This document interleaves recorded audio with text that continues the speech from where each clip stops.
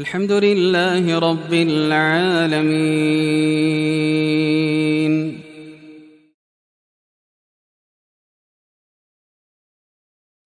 Bismillahirrahmanirrahim. Assalamualaikum warahmatullahi wabarakatuh. Alhamdulillahi rabbil alamin. Alhamdulillahilladzi faddalana ala katsirin min ibadihil mu'minin. Ashhadu an la ilaha illallah wa ashhadu anna Muhammadan abduhu wa rasuluh. Allahumma salli ala sayyidina wa syafi'ina wa habibina wa maulana Muhammad wa ala alihi wa ashabihi wa man tabi'ahum bi ihsanin ila yaumiddin. Qala Allah Ta'ala fil kitabil karim ba'da a'udzu billahi minasy syaithanir rajim. Fa'aqim wajhaka lid-dini hanifa fitratallahi allati fataran nasa 'alaiha la tabdila li khalqillah zalika ad-dinul qayyim walakinna aktsaran nasi la ya'lamun. Alhamdulillah, pemirsa hadirin rahimani wa rahimakumullah.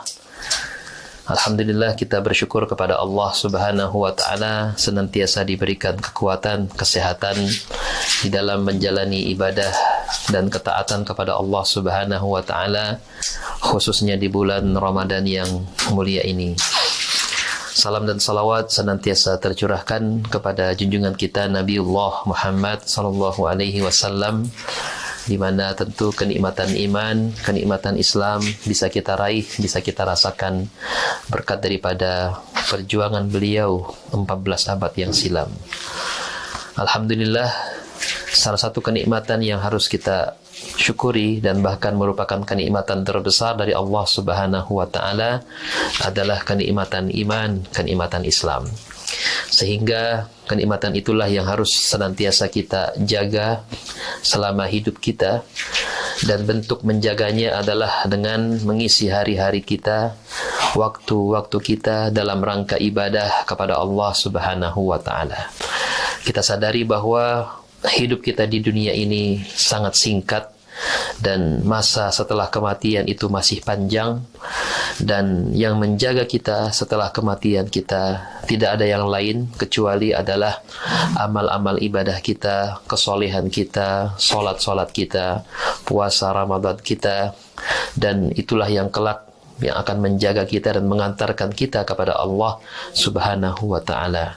Wa may yarju liqa'a rabbih falyamal amalan salihan wa la yusyrik bi ibadati rabbih ahada. Mau tidak mau bahwa amal solehlah yang akan mengantarkan kelak kita kepada Allah Subhanahu wa taala. Alhamdulillah, pemirsa rahimani wa rahimakumullah, kita berada dalam suasana bulan Ramadan. Bulan ini adalah bulan yang mulia, yang penuh dengan rahmat, keberkahan, bulan ampunan, dan juga bulan inilah yang akan mampu mengantarkan kita menjadi orang-orang yang muttaqin. Dan diharapkan kepada kita bisa memaksimalkan waktu yang ada betul-betul dalam rangka ibadah kepada Allah Subhanahu wa taala. Kalau kita lihat rangkaian yang ada dalam rukun sebagai seorang muslim, dari bersyahadat, kemudian melaksanakan ibadah solat wajib 5 waktu, kemudian melaksanakan solat, kemudian berzakat, dan melaksanakan ibadah haji. Dari rukun yang pertama sampai rukun yang kelima, itu semua adalah rangkaian ibadah kepada Allah Subhanahu wa ta'ala. Yang pertama, syahadat itu harus dikuatkan di dalam hati kita, dan ketika kita melaksanakan sholat pun, sholat kita tidak menjadi sempurna, tidak menjadi sah sholat kita ketika kita tidak mengucapkan kalimat 2 syahadat. Kemudian di dalam setelah kita bersyahadat, setelah kita kuatkan syahadat kita, maka kita melaksanakan ibadah sholat. Ibadah sholat merupakan rukun yang utama sebagai seorang muslim. Ada rukun sebagai seorang yang Islam, ada rukun sebagai seorang muslim. Rukun Islam ada 5. Rukun sebagai seorang muslim itu ada 2, yakni syahadat dan sholat. Karena sholat itu tidak mungkin bisa kita tinggalkan selama kita masih bisa melaksanakannya, terkecuali dalam keadaan kita tidak sadar, dalam keadaan kita situasi mungkin mengalami sakit jiwa, maka seseorang bisa meninggalkan ibadah solat. Akan tetapi solat ketika dia ditinggalkan, maka dia kemudian harus diqadha, harus diganti. Begitu pula dengan ibadah puasa. Bedanya dengan ibadah puasa, kalau puasa itu bagi orang-orang tertentu bisa diganti dengan fidyah. Akan tetapi bagi orang yang mampu, maka puasa itu wajib. Begitu pula dengan zakat. Ada orang yang tidak mampu membayar zakat, maka dia bisa mendapatkan keringanan untuk tidak membayar zakat. Apalagi dengan ibadah haji.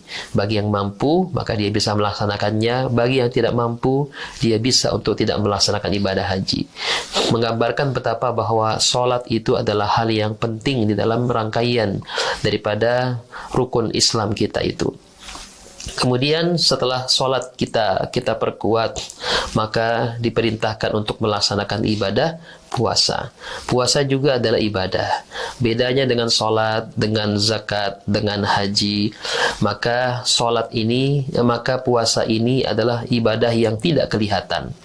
Solat bisa disaksikan oleh orang, zakat bisa disaksikan oleh orang yang menerima zakat kita, apalagi ibadah haji. Maka kemudian ibadah puasa itu betul-betul murni ibadah yang hanya kita dan Allah saja yang tahu. Ibadah yang betul-betul bersifat ruhaniyah. Ibadah yang kata Allah Subhanahu wa ta'ala, ibadah puasa itu milikku dan aku yang akan langsung sendiri membalasnya. Sehingga ibadah puasa ini adalah ibadah ruhaniyah, ibadah yang bersifat private, yang bersifat individual kita kepada Allah Subhanahu wa ta'ala. Dari rangkaian ibadah itu, ya, dari salat sampai kepada haji, itu adalah rukun yang utama sebagai seorang muslim, seorang yang mengaku beragama Islam. Makanya semua ibadah ini mestinya mengantarkan kita menjadi orang-orang yang kembali kepada fitrah. Fa'akim wajhaka lid-din hanifa. Wajahkanlah wajahmu kepada agama yang lurus. Fitratallahi fataran nasa 'alaiha. Fitrah Allah dan fitrah umat manusia seluruhnya. La tabdila li khalqillah. Tidak ada perubahan di dalam ciptaan Allah Subhanahu wa taala. Walakin aksaran nasi la ya'lamun. Akan tetapi kebanyakan manusia itu tidak menyadarinya, tidak mengetahuinya. Sehingga ibadah puasa itu sejatinya adalah dalam rangka mengantarkan kita kembali kepada fitrah kita, kembali kepada fitrah kita sebagai hamba Allah Subhanahu wa ta'ala.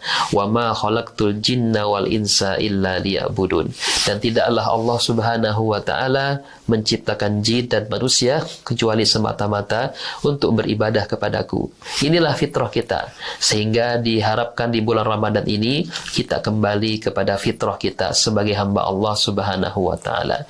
Karena kebanyakan manusia lupa, lalai terhadap jati dirinya, lupa terhadap fitrahnya sebagai hamba Allah Subhanahu wa ta'ala. Makanya kemudian di ujung daripada ibadah Ramadan kita melaksanakan namanya salat Idul Fitri, satu perayaan, satu bentuk kesyukuran bahwa kita telah kembali kepada jiwa kita yang fitri, kepada jati diri kita yang fitri, yakni sebagai hamba Allah Subhanahu wa ta'ala. Barangkali demikian yang bisa kami sampaikan, kurang lebihnya kami mohon maaf. Subhanaka la ilma lana illa ma 'allamtana innaka antal alimul hakim. Assalamualaikum warahmatullahi wabarakatuh.